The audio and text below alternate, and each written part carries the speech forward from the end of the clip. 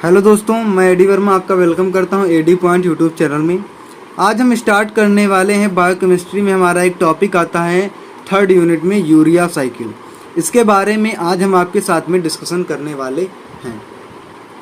तो जो urea cycle होती है इसे हम क्या कहते हैं, एक बायोकेमिकल प्रोसेस होती है। कोई भी साइकिल हो तो उसमें क्या होता है, बायोकेमिकल एक प्रोसेस होती है। इस प्रोसेस में क्या होता है, अमोनिया से यूरिया का फॉर्मेशन होता है। ठीक है, NH3 जो है वो कन्वर्ट हो जाती है यूरिया में। और जैसा कि NH3 जो होता है हमारा एक नाइट्रोजनस वेस्ट होता है। ठीक है, NH3 क्या है, नाइट्रोजनस वेस्ट होता है जिसका फॉर्मेशन होता है अमीनो एसिड के मेटाबॉलिज्म से। अब अमीनो एसिड का जो मेटाबॉलिज्म है वो तीन प्रकार से होता है, डीएमाइनेशन, ट्रांसएमाइनेशन एंड डीकार्बोक्सिलेशन। ठीक है, तो ये हो गया हमारा अमीनो एसिड के मेटाबॉलिज्म जो होता है। ये नाइट्रोजनस वेस्ट का फॉर्मेशन कैसे करता है, ये हो गया। ठीक है, अब जब NH3 है तो एक टॉक्सिक सब्सटेंस है। क्या है, टॉक्सिक सब्सटेंस है जो कि होता है हमारी बॉडी के लिए जो होता है बहुत ही ज़्यादा क्या होता है, हार्मफुल होता है। ठीक है, क्या होता है हमारी बॉडी के लिए बहुत ही ज़्यादा हार्मफुल होता है। इसीलिए जो अमोनिया है, ठीक है, अमोनिया जो है यानी कि NH3 है वो हमारी बॉडी में क्या होता है, किडनी में डायरेक्टली क्या नहीं होता है, एक्सक्रीट आउट नहीं होता है। अब डायरेक्ट नहीं होता है तो क्या होता है, कैसे होगा, तो जो अमोनिया है यानी कि NH3 है वो कन्वर्ट हो जाती है यूरिया में। क्या, अमोनिया यूरिया में कन्वर्ट होती है और हमारी बॉडी से क्या हो जाती है, बाहर निकल जाती है।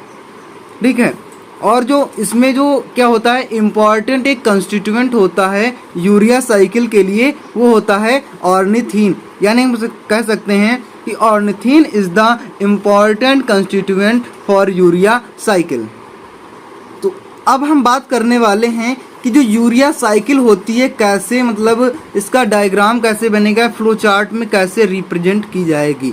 तो इसमें सबसे पहले क्या होता है, ग्लूटामिक एसिड होता है हमारे पास में, जो क्या करता है, फॉर्मेशन करता है alpha ketoglutaric acid plus ammonia का। ठीक है, किसका फॉर्मेशन करेगा, अमोनिया का। ठीक है, अब जब ये अल्फा कीटोग्लूटेरिक एसिड और जो अमोनिया है ये कार्बोनिल सिंथेज एंजाइम के प्रेजेंस में कार्बोनिल फॉस्फेट का क्या करेगा, फॉर्मेशन करेगा। अब कार्बोनिल फॉस्फेट जो होता है हमारा ये ऑर्निथीन ट्रांस कार्बोक्सिलेज एंजाइम के प्रेजेंस में सिट्रुलिन प्लस एस्पेरेटिक एसिड का क्या करता है, फॉर्मेशन करता है।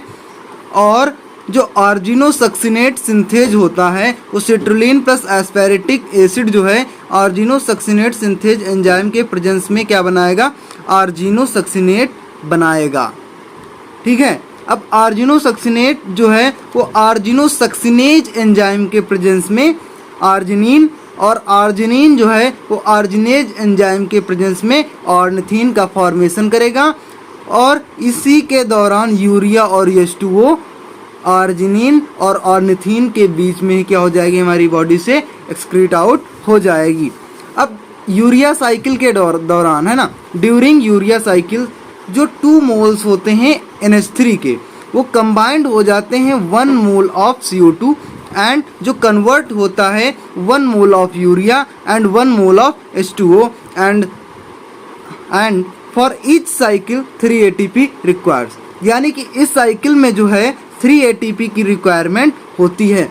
जैसा कि हमारी रिएक्शन लिखी हुई है 2NH3 यानी कि 2 moles of ammonia combined with 1 mole of CO2 and convert into 1 mole of urea. ठीक है, और convert into 1 mole of urea and 1 mole of H2O for each cycle 3 ATP requires. ठीक है, तो ये हो गया हमारी यूरिया साइकिल। अब हम इसमें जो कुछ स्टेप्स होते हैं जिनको हम फॉलो करते हैं उनके बारे में बात कर लेते हैं। तो in urea cycle following steps are involve. जो यूरिया साइकिल में जो हमारे स्टेप्स जो इन्वॉल्व होते हैं उनके बारे में हम बात कर लेते हैं। तो ये क्या होता है, ये एक मेटाबॉलिक डिसऑर्डर होता है ऑफ यूरिया साइकिल का, है ना।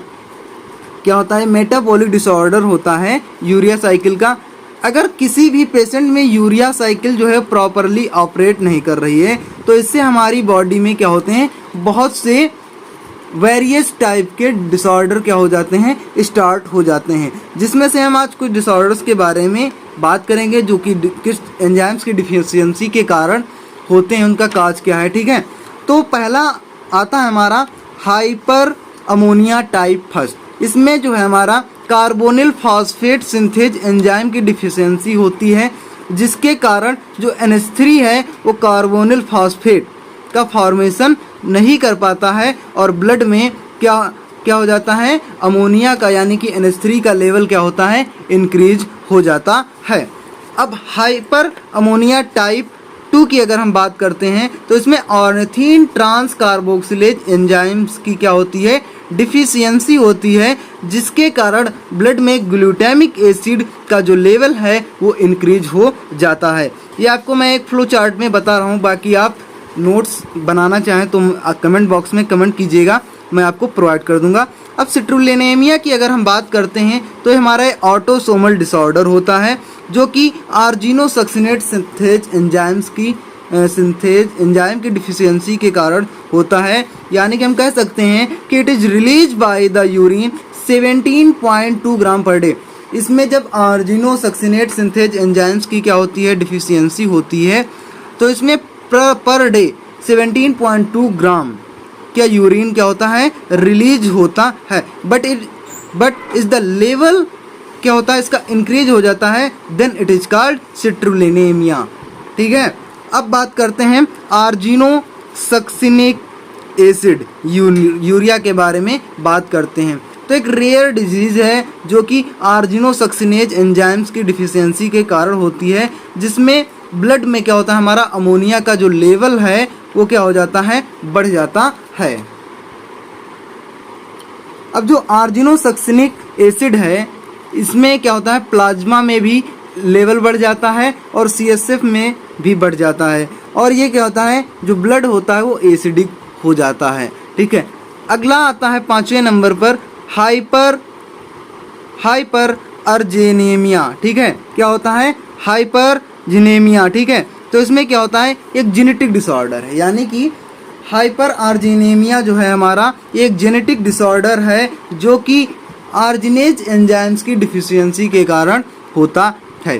तो आज का टॉपिक हमारा यहाँ तक। इसमें हमने आपके साथ में यूरिया साइकिल का क्या किया, डिस्कशन किया कि यूरिया साइकिल कैसे बनती है, इसके वेरियस स्टेप्स के बारे में आपको बताया हमने। तो अगला टॉपिक हम किसी नए मोस्ट इम्पॉर्टेंट टॉपिक के साथ में आपके साथ डिस्कस करेंगे।